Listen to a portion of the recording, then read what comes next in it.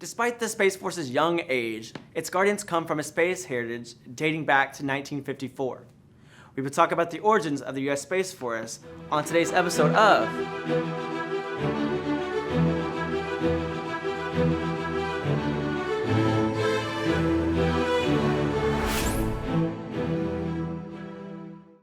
The U.S. Space Force, the newest branch of the United States Armed Forces, was established December 20th, 2019, and it can trace its history back to Inglewood, California, at a former church and parochial school in 1954.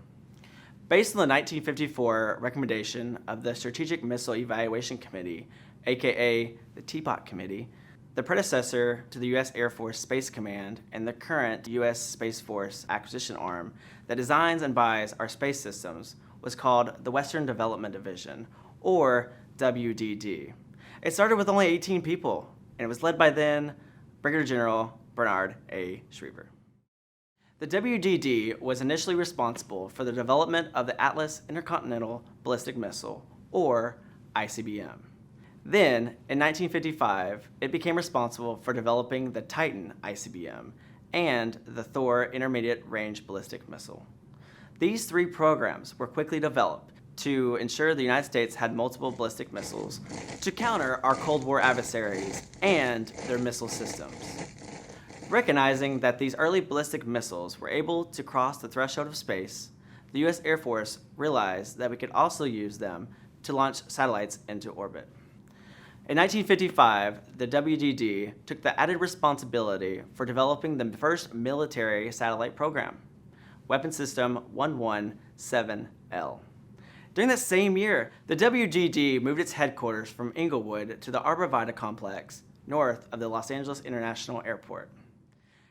In 1957, the WDD was redesignated as the Air Force Ballistic Missile Division, or AFB-MD, with Major General Schriever as the commander.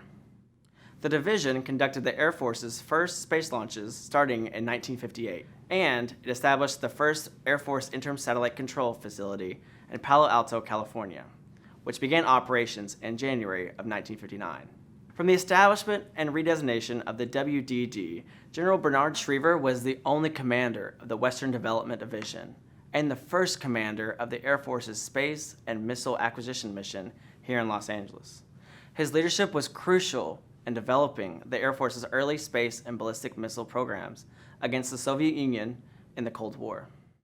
Considered the father of the Air Force's space and missile mission, on June 1998, Falcon Air Force Base in Colorado was renamed Schriever Air Force Base in honor of General Schriever.